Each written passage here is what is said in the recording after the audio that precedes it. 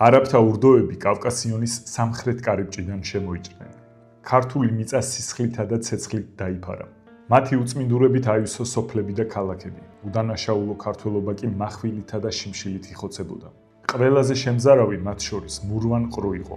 დაუნდობელი სარდალი, რომლის მხედრობა ულმობლად ასრულებდა მის ბრძანებებს. ქართლი, კახეთი და ჰერეთი მან სისხლის მდინარეებად აქცია. სოფლები იწვოდა, ნაყოფიერი მინდვრები ნაცრით იფარებოდა. ვინც מחვილს გადაურჩა, ის შიმშილსა და სნეულებას ეწირებოდა. ქალების დიდი ნაწილი სამარცხვინო ტყვეობაში მიჰყავდათ არაბულ ქალაქებში. ნაწილი კი ადგილზე ხდებოდა დამცირებისა და მრავალგზის შეურაცხყოფის მსხვერპლი. ბავშვებს ზოგს მშობლებთან ერთად ხოცავდნენ, ზოგი კი მიჰყავდათ, რომ მონება დაღეზარდათ. ეს იყო ერის მომავლის მოსპობის ხერხი. მამაკაცები, რომლებიც מחვილს იღებდნენ, უმოწყალოდ იხოცებოდნენ. ვინც არ იბრძოდა, მაინც არ იყო დაცული. მრავალი მათგანი ცხოველურ მონობაში ჰყავდათ. გუთანში აბამდნენ და მიწაზე, სოფლების მშენებლობასა და ბაღჩების გაშენებაზე ამუშავებდნენ.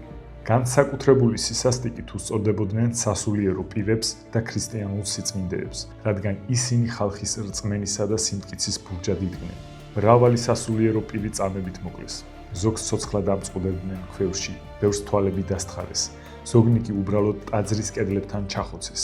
ტაძრები იწვოდა, ხატები იბილწებოდა და ნადგურდებოდა. მურვან ყრუს შემოსევამ საქართველო თითქმის გააუკაცრიელა. მრავალი სოფელი მაცხოვრებლის გარეშე დარჩა. გადარჩენილნი კი მთებსა და გამოქვაბულებში იმალებოდნენ. ინარჩუნებდნენ სიცოცხლესა და რწმენას. არაბთა შემოსევამ წარუშლელი კვალი დატოვა. ეს იყო შიშის, ტანჯვისა და რწმენის გამოცდის დრო.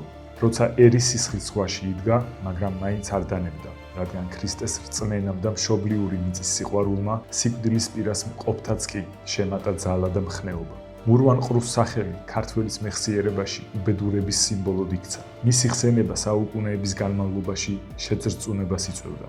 არაბთა შემოსვლა საქართველოში იყო პირველი მცდელობა უცხო ძალის მიერ მოესპო ჩვენი ერის რწმენა და თავისუფლება. მაგრამ გადავრჩით და დღემდე მოვდივართ.